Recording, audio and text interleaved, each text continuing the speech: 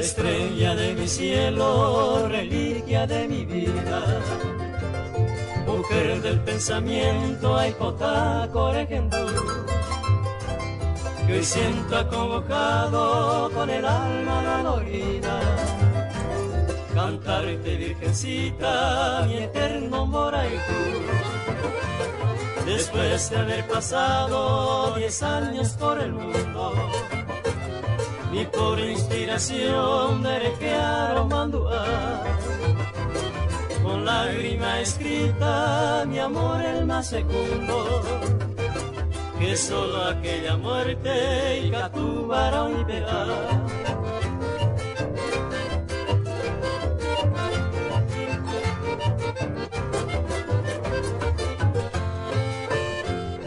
Y oigo entre las frondas gemir desconsolado su cántico quejoso, el frágil Picazú, el cual me rememora las horas ya pasadas en que tú me jurabas 1000 veces Rocaipú. Você disse que se surpreendeu com um acervo tão grande, de quase 500, 500 discos, 500 gravações. Quem desse pessoal assim foram os mais... Porque assim, eu também me surpreendi quando comecei a conhecer mais a fundo, né, conviver mais com os músicos. Algo tipo Dino Rocha tem 16, 20 LPs gravados, né? Eu falava, nossa, mas naquela época era tão difícil gravar, como é que eles tinham tanto? Se hoje é tão mais fácil e a gente continua nessa luta, né, para gravar com os acervos, né, os estúdios, né, até caseiros que podem produzir discos maravilhosos. Como é que eles conseguiam tanto, né? O que você viu dessa... Nessa pesquisa, Misca, o interessante era o seguinte: nós, em Mato Grosso do Sul, sempre a questão das fazendas, questão o pessoal, os fazendeiros, o pessoal de gado, sempre incentivou muito essa parte cultural. E muitos músicos que iam tocar em fazendas, tal, que não tinham o disco gravado, eram patrocinados por essas pessoas. Então, os músicos tiveram bastante ajuda em relação a isso. Também alguns, né? Alguns. Porque assim, do que a gente conversou aqui, por exemplo, alguns foram meio na cara e na coragem. Sim. O Zacarias Mourão, né, que era o grande produtor dos músicos daqui, que levava para gravar. Exato, porque alguns foram assim, tiveram essa sorte, mas muitos com muita dificuldade e continuam com dificuldade até hoje, porque gravaram uma quantidade boa de LPs, mas não estouraram na mídia como deveria ter estourado e ficaram muitas vezes no anonimato. Então, nessa pesquisa, a surpresa é saber que nós temos músicos que gravaram em 1950, como é o exemplo do Franquito, como é o exemplo da Deli Delinha. O Franquito é o músico que primeiro gravou? No nosso registro, o Franquito consta como a primeira gravação de músico sul-mato-grossense. Ele nasceu em Aquidauana em 1947 e com 12 anos ele já gravava pela Copacabana. Olha que legal. Então ele tanto é que o disco dele é prodigioso, ele era chamado de prodigioso. Ele foi um dos primeiros a fazer sucesso com galopeira. Ninguém conhecia naquela época música galopeira, hoje galopeira é muito... Ele cantava e tocava? Ele cantava e tocava. Era mais cantor? Era mais cantor, mas ele canta e toca. E a voz dele, voz de menino ainda naqueles discos, e ele já em 47 que ele nasceu, com 12 anos, ele já gravava Copacabana, fez filme. Então, o Franquito realmente é o primeiro registro. Pode ser, e eu quero me surpreender que tenha mais antigo, porque isso me motiva a estar buscando outros registros. Mas, oficialmente, nascido em Aquidauana, gravado o primeiro disco, Franquito. Depois, Deli Delinha. Aí depois vem o pessoal, Amambaia Mambaí, enfim, Bete Betinha, Zé Correia, Bete Betinha. Então, aí Dino Rocha, o Marcial Correia. Nessa década de 50 a 60, muita gente, muita gente. Então é uma surpresa realmente encontrar esses pioneiros realmente da música sul-mato-grossense que iniciaram esse trabalho e que hoje a geração atual está bebendo dessa fonte, né? É isso. E a gente tinha, assim, além dessa música dita sertaneja, né, Sim. de raiz, tinham outros. A gente tem uma gravação de um grupo lá de Aquidauana, que foi um estilo Jovem Guarda, né? Sim, para falar de Aquidauana é um acervo cultural musical, Misca. Sempre eu me surpreendo quanta gente saiu de Aquidauana e era um celeiro. Mas por quê? Aí eu Tinha uma rádio importante lá, né? Exato. A rádio era muito importante. E o caminho dessa trilha de Mato Grosso do Sul, Mato Grosso, Aquidauana foi muito importante nessa história. E lá nós temos o grupo chamado Os Brincalhões. Esse é uma banda, Os Brincalhões, gravou música Jovem Guarda, que ninguém gravava Jovem Guarda naquela época, e eles gravaram um Jovem Guarda. O Pepeta já faleceu, mas lá realmente é um registro fantástico desse disco. O Pepeta, inclusive, trabalhou aqui com a gente na TV Brasil Pantanal. Olha que maravilha, que maravilha. E agora que a gente está, quer dizer, eu sabia que ele tocava já, né? Mas não sabia que ele tinha Desse tido registro. Então, Os Brincalhões. Esses registros são importantes, porque lá também nós tivemos em Aquidauana Curioso e Barqueirinho, Curioso e Alvanei, Curioso e Verãozinho. Curioso e Barqueirinho, para se ter uma ideia, eles eram comparados em proporções diferentes com duplas famosas que nós temos hoje na mídia nacional. Eles tocavam e realmente o pessoal, os bailes eram realmente muito efervescentes e eles eram ídolos mesmo. Uma pena. E só nessa região lá só de dessa Aquidauana. região, Aquidauana. Alguns dessas histórias assim dos músicos que me surpreende bastante, questão também de algumas mortes trágicas de alguns músicos. E quando você começa a pesquisar a música sul-mato-grossense, você encontra algumas mortes que é difícil da gente entender e alguns assassinatos. Na verdade, assim, a gente tem uma cultura que a gente sempre via a questão da fronteira, Sim. que né, na época todo mundo andava armado, né? Tem vários depoimentos aqui que eles contam, né? Que todo mundo andava armado, Sim. parecia que impunha respeito, né? De Sim. certa forma. E aí, obviamente, numa terra de bang-bang, né? Sim. Então, naquela época eu acredito que tenha tido tudo isso aí e em relação a esses fatos. Você está falando dessa questão da tragédia porque o Curioso Barqueirinho também, os dois foram assassinados.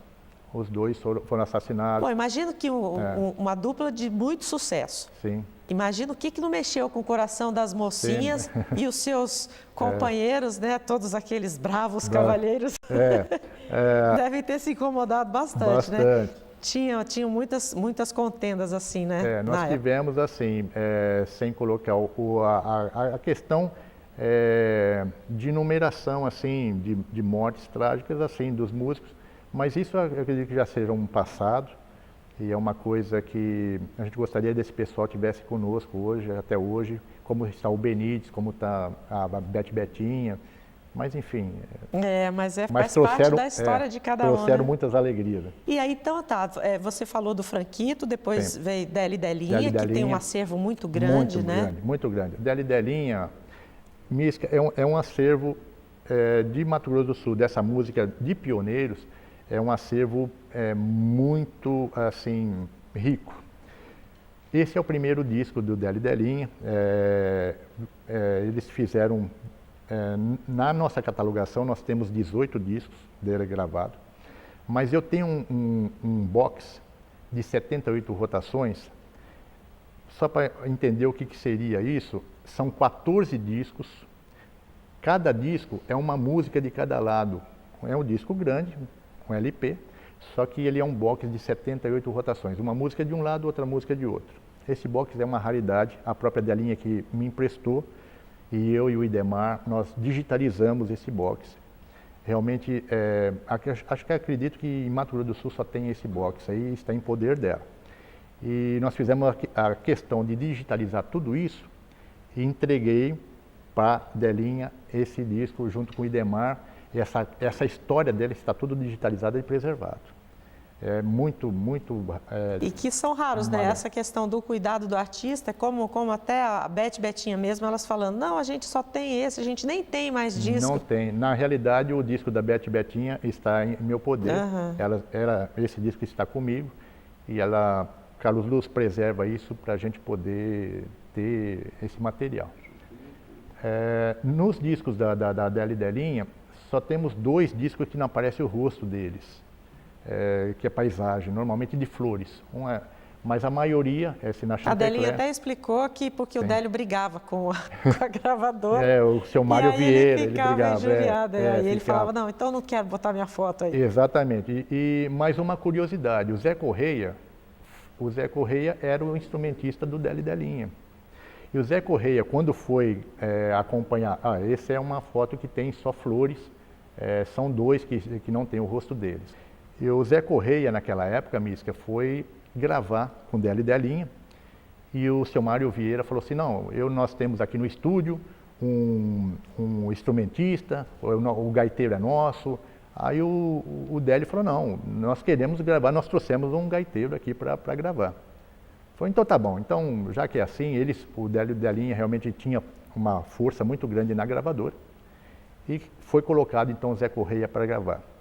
Resultado, o seu Mário Vieira se apaixonou e começou a gravar os discos do Zé Correia, já independente, foi maravilhoso. O Zé Correia que é o precursor do chamamé correntino aqui em Mato Grosso do Sul. E ele, inclusive, abriu portas para muitos outros músicos, Amambaia Mambaí, né? Ele realmente levou outros músicos para gravarem lá por conta disso. Délia e Delinha também, né? Sim, Délia e Delinha. Há uma curiosidade que você me perguntou a respeito da dificuldade dos músicos. Quando o conjunto, a banda ou a dupla ia gravar em São Paulo, Mística, a logística desse pessoal, ia a banda toda. Então, alimentação, locomoção, hospedagem, tudo por conta da própria banda, para gravar o disco. Entrava no estúdio tudo valendo. Então, imagina fazer tudo valendo ao vivo e aí fazer a captação de áudio naquela época e depois do disco tentar fazer dinheiro para sobreviver. Então a dificuldade era muito grande, porque muita gente não tinha condições de viajar uma viagem para São Paulo e por conta própria e se hospedar e tudo. Sim, e mesmo com essa dificuldade toda, olha só a riqueza do acervo. A riqueza do acervo. Isso que mais surpreende quando você começa a fazer uma pesquisa fonográfica de Mato Grosso do Sul. É uma grandiosidade de tal tamanha, Mística, que não justifica, eu como pesquisa, o Idemar como parceiro nessa pesquisa, no projeto, não justifica esse acervo estar em poder de uma ou outra pessoa, sem que a sociedade não tenha acesso a esse acervo. Que é o conhecimento da história, Que é o conhecimento da história. Então, o objetivo é como se fosse montar uma biblioteca e não ter livros. Então, nós temos que ter um museu com acervo. Sim, o Museu da Imagem do Som com... Um acervo que conte a história da música sul-mato-grossense. E esse é o objetivo principal e é o motivo por qual realmente me leva a essa motivação e de continuar e sempre pesquisando o nosso acervo. Um dos objetivos do Arquivo Musical é exatamente repassar para o MIS essas entrevistas. Você já pensou em fazer, junto com essa pesquisa, algumas entrevistas e ter a voz do artista falando da história dele? Isso seria muito legal. Muito. Mística, você me fala assim as coisas, a gente fica até emocionado. Por quê? Quando você começa a fazer um projeto dessa envergadura, você sabe quando você começa. Você não tem ideia onde termina. E quando você vai vencendo as etapas, e tem que ser por etapa, senão a gente não consegue fazer um trabalho bem feito, a etapa é chegar, depois da digitalização de todos os discos, de todo o acervo, acomodação no Museu da Imagem de Som, fazer todo o acervo visual.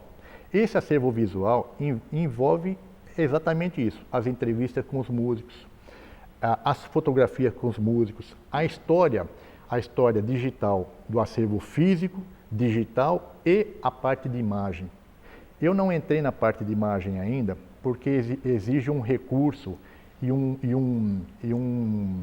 equipamentos que realmente ainda eu não tenho condições de desenvolver.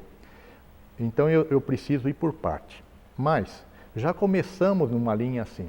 O Franquito esteve em Campo Grande, junto com o Benítez, e ele fez questão de trazer os 5 discos dele e autografou os 5 discos dele para o projeto Memória Fonográfica. Isso está registrado.